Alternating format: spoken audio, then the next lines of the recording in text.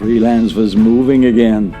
We were leaving the port city of Escanaba after attending another enjoyable Great Lakes Cruising Club rendezvous. The annual event had been a lot of fun, and we were now setting a course south out of the little Bay Chinook. It's at the top of the 120-mile-long Green Bay, which is shared by Michigan and Wisconsin. I have never found Green Bay to be particularly green, but this huge body of water was named by John Nicolet back in 1634 because of its color. The French explorer was looking for a northern route to China, and he actually thought he was getting close. Anyway, we were not looking for China, but the popular town of Fish Creek down on Wisconsin's beautiful Door Peninsula. The plan was to meet up with a couple of friends in a charming tourist town. For one of them, Birgitte, it was her very first visit from Denmark to Wisconsin. We had called ahead for reservations at the Alibi Marina in Fish Creek, about 40 nautical miles away from Escanaba. Alibi Marina is a very popular and first-rate facility. We luckily got the marina's last available slip for the next 2 nights. I have an ETA down at Fish Creek sometime between 4 and 5 local time, meaning central time again. So that'll be okay, but we're only about 25 minutes away from the first waypoint, and then for a while it's just gonna go on, so there's no problem. And I mean, you can see that there's nothing out here moving and we have no wind, so it's a diesel trip again. One thing that's a little odd about sailing in Green Bay is that it has 2 time zones.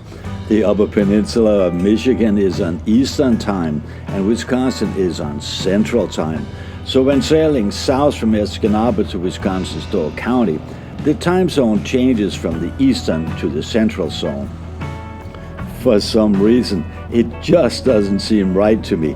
It's weird to be on a nearly direct north to south course and have the time change by an hour. The time zone change doesn't mean anything for our navigation. Long ago, we established something we call boat time on Freelance, which is sort of our own version of universal time. What it means is that we never adjust our ship's clock, log, and navigational systems away from the central time zone of Wisconsin and Minnesota when we cross into the Eastern time zone. Anyway, our pre-programmed route had taken us south, down from our whaleback shoal waypoint into the broad channel that is between the many small islands and reefs to the west and the Door Peninsula to the east. Hale, our autopilot, was keeping us tight on my pre-programmed GPS route, and our chart plotter was smoothly rolling our waypoints with precision. It was quite a leisurely passage. Freelance was rolling some in a small following waves, a slight northerly wind was barely a breeze, and the diesel was swiftly moving us south at 7 knots. So it was just another disappointing day of pretending that Freelance is a motorboat. We had had too many of those days on this particular summer cruise, but it made it easy to have lunch on the way.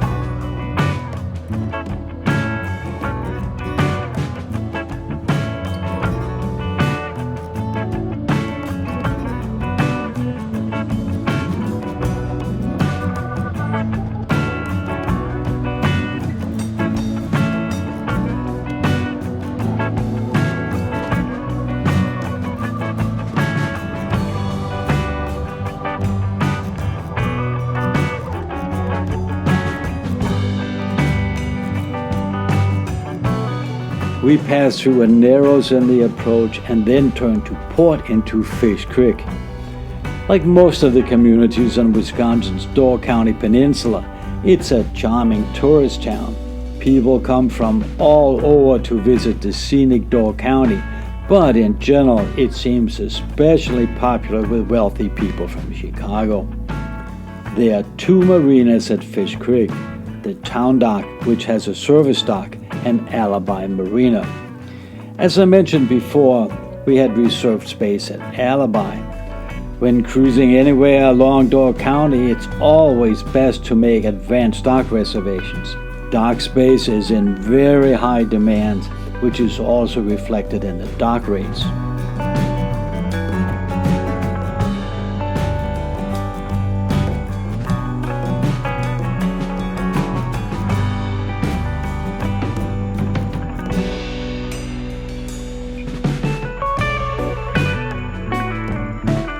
Of course, paying high dock rates means that our expectations for the facility's services and amenity levels are equally high.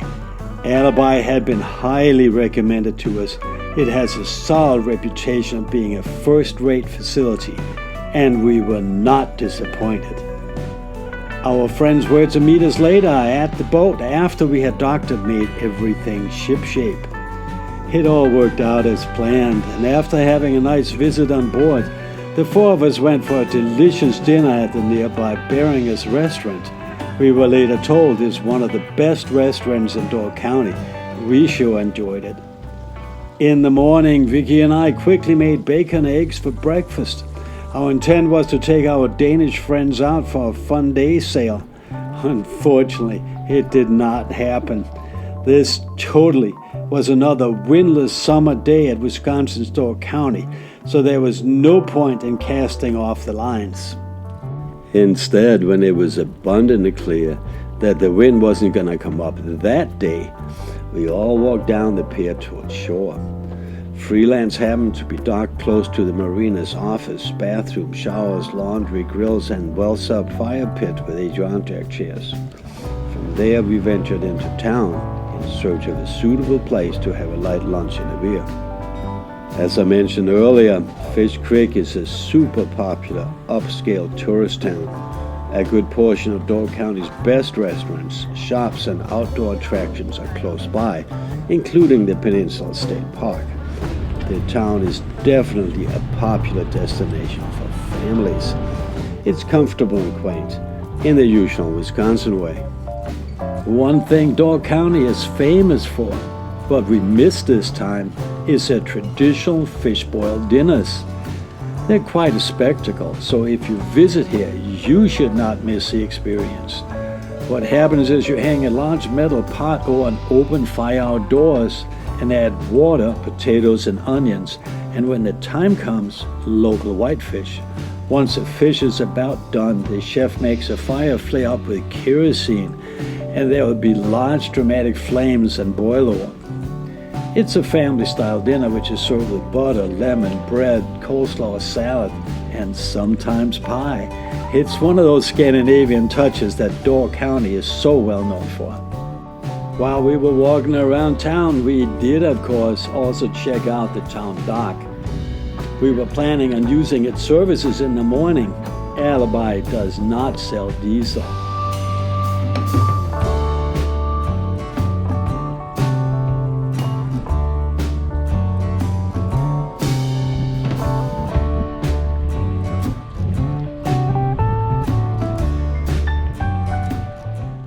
After taking on diesel, we left Fish Creek at 10:30. The charming town was our turning point for this year's summer cruise, and we were now headed back towards Lake Superior's Apostle Islands, a distance of 525 nautical miles.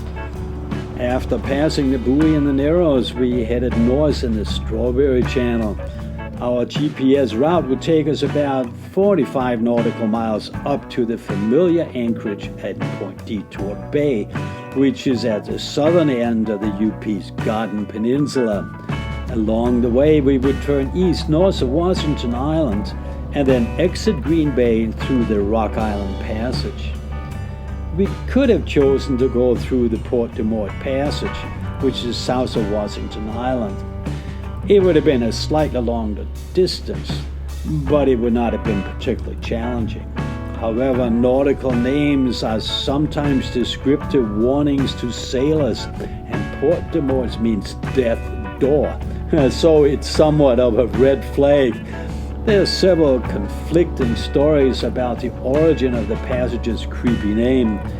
They tell of sudden storms, false lights for wrecking, devastating diseases, battles between Native Americans, or simply just propaganda to keep other people away. Regardless, the Porte de Morts Passage is what gives the Door Peninsula its name. So you can truthfully say that thousands of tourists come here to vacation at Death's Door. At 12:45, we were closing in on Boyer's Bluff. Its lighthouse marks Washington Island's northwestern point, and we would soon be able to set a course east towards the Rock Island Passage that leads out into the open Lake Michigan. The weather had gradually deteriorated. The morning's pleasant blue skies had gradually changed to a gray, dull, and heavy overcast, what I personally consider to be Danish weather. The slight but helpful following breeze disappeared. With the way everything looked, we were expecting rain, and it soon came. See, I told you it was going to smooth out when we came around the corner. Can you feel it? Yes. Freelance was making good progress along the top of Washington Island and closed on Rock Island. The rain was light and not much of a bother to us. It sure helps to have a bimini over the cockpit. We came through the Rock Island Passage and headed northeast on the outside of Green Bay. Our course would take us up towards the familiar anchorage at Point Detour Bay, where we would meet up with 3 of our buddy boats, the Annie B. Stone, Jubilee, and Moku Hale. For all of us, tomorrow's plan was to jump across northern Lake Michigan from Point Detour to St. James and Beaver Island.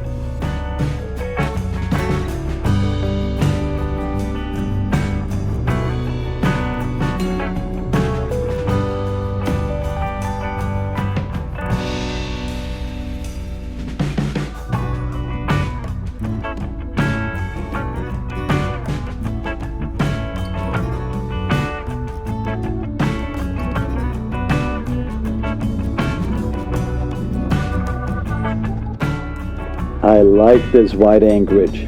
The holding ground is good and it's very convenient for passages across northern Lake Michigan, assuming of course the wind is from the north to east. It's really not a good anchorage in southerly or westerly winds. Anyway, we successfully used it on the way out, so why mess with success? Thanks for watching. We hope you'll join us for our next episode when we once again cross northern Lake Michigan. And please don't forget to like, leave a comment, and subscribe. It helps us a lot.